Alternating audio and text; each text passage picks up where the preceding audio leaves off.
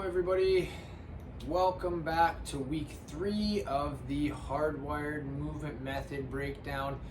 So if you've been following along so far, week 1 we went briefly into a little bit of breathing. We went a little more extensively into our rolling, different types of rolls, different reasons behind each one, how to utilize, implement them into your, a little bit of how you can implement them into programming.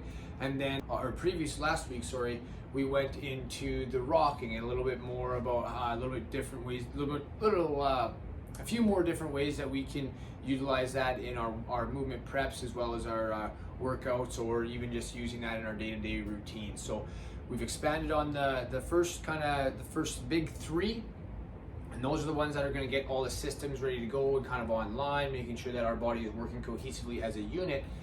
Now today we're going to go into the bugs and bridges. So this is going to be working on moving our limbs off of a stable trunk, as well as moving a stable trunk with our limbs.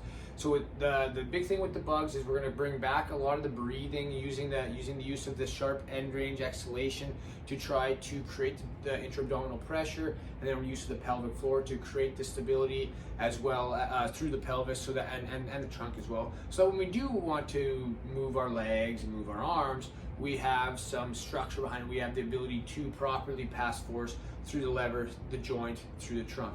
We're also going to be working on shoulder mechanics, as well as building a nice neutral pelvic position. So these 2 exercises are very, very powerful and very important. And if you teach them well and you kind of focus on every little aspect of these and do them with intent, they're going to benefit every aspect of your movement that you might do. So let's get into it here.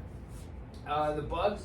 I always like to start with the bugs, the dead bugs, and making sure that really we understand the role that the shoulder blades play, and the relationship between the shoulder blade and the rib cage, and how they need to work together. And even if they're not moving, they still need to have a job. We want to always try to flush the shoulder blade to the rib cage. That's the goal. So from here, we're gonna get the knees up, tailbones flush to the floor, pointed straight away from the top of the head. It's not pointing to the floor, it's not pointing up to the ceiling. We're not creating that false stability. From here, the arms are going to come up in front of the chest. Gently protract the shoulders. You want to wrap the shoulder blades around the rib cage. You don't want to jam them down first and then try to reach from that nice relaxed neutral position. Just kind of scoop your armpits or gently reach the shoulder blades off the floor. From here, I like to start with just the leg extensions, using the sharp exhale in the nose. Little breath in, then long exhale through the mouth. Getting that pelvic floor engaged. Inhale, come back up. So the goal here is to try to avoid any changes to the sternum and the tailbone. Once we're confident with that, we understand how to move the lever, and you can even start it with just a bent knee leg lower. You can work it just by extending, and then eventually work the extension with the lower. Again, you're just trying to run those actions off of the breath, that long, strong, forceful exhale, and that pelvic floor. To add the arms, the biggest thing to remember when we are trying to deal with any shoulder movement and any kind of structures to the trunk, shoulder blades have a purpose, and there's a reason why they are designed the way they are. We want to make sure that we're using them as a landmark to create some, we just want to make them flush, again, like I said, flush to the rib cage. So from this position, if I was standing upright, that would be like my arms are out in front of me here. I don't want to jam them back and restrict. I want to promote that stability and structure underneath and behind, where the force will be going in and out of the lever. So we want to make sure we get that protraction. So from this position here, that's exactly what we're training, is protraction.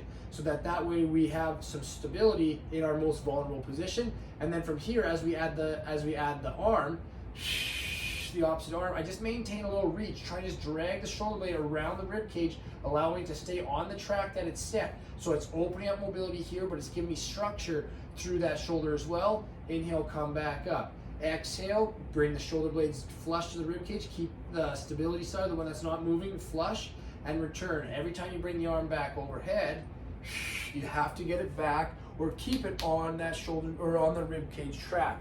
Again, it's kind of like a freight train and a railway track, right? As long as the train stays on the track, it's going to get where it needs to go. The track can turn, it can move, it can bend, whatever, but as long as it stays on the track, it'll be fine. As soon as it gets off the track, we're in trouble.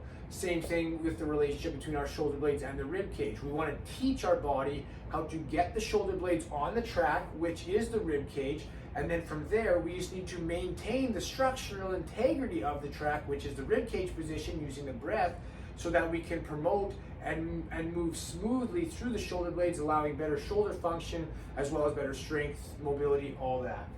So from there, that's going to be the biggest reason why we want to incorporate the bugs, or that's the biggest reason why we bring the bugs in after we've got all of our operating systems online. We have control systems that we can run from, and now we're starting to build a little bit more of that body awareness and how we need to operate the shoulder blade. So when we put force into it, so let's say we work some pullovers from here, you can hold the weight here, make sure the scaps are protracted. As we come through, keep them flush to the rib cage, keep that little reach, make sure the shoulder blade or the armpits are scooping towards the ceiling, and then from there, they can stay on the track and follow through. So again, it's very applicable. You can even think about that in horizontal positions, right? If I'm doing a row, this is the front of my row with my scaps protracted, so I can go into retraction and then pull in through the arm, transfer that force from the shoulder through the lever adequately.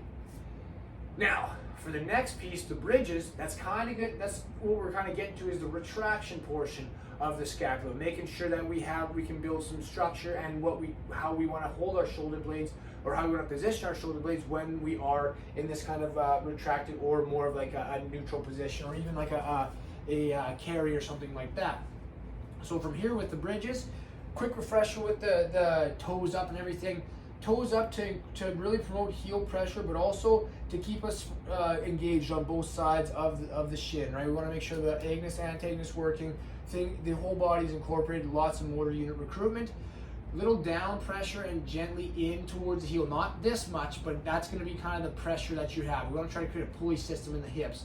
From here, trace wide on the collarbones, and then lay your back of your shoulders, your kind of your triceps, the back of the humerus on the floor.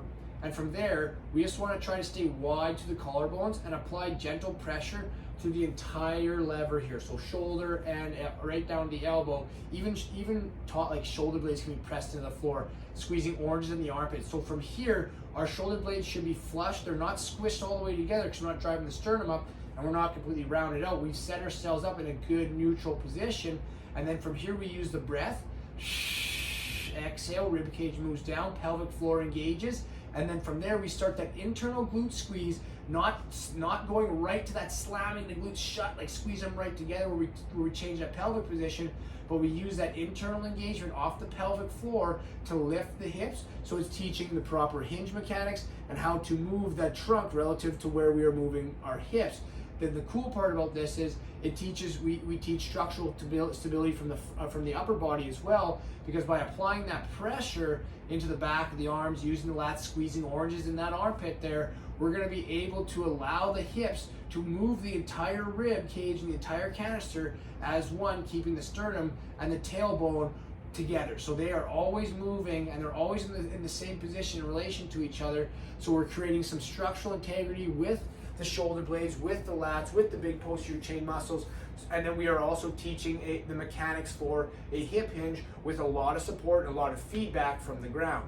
All we got to do now is try to get people to recognize that same feeling without the feedback, standing on our feet, which we'll get into in the next few weeks here. So another, last thing we're going to talk about in terms of shoulders and shoulder blades and upper body with the bridge. The bridge setup here is going to be a good strong position to start a chest press from. It's going to be a good strong ending position for a row. It's going to give us a lot of good feedback in that sense as well. So that's why it's important to try to utilize the entire body as a system, giving everything a little job to do so that we can recognize that when we have to stand up, we're under load, we have to do a push, a pull, a press, it doesn't matter. As long as we get the shoulder blades on track and we know how to drive them and follow that track, we're going to be able to do a lot of successful things with our arms. It all comes down to controlling where the rotation and where the force has to pass through, and it's keeping that trunk or the tracks very, very strong, stable, structurally sound, so that when we try to move and drive the train or the shoulder blades on the tracks, it has a place to go. We're not derailing it. We're not starting to work against itself. So the biggest thing, like I said, is just getting that full body connection. That's your using your bugs and your bridges, and from there, any variation you can think of, as long as the principles remain the same.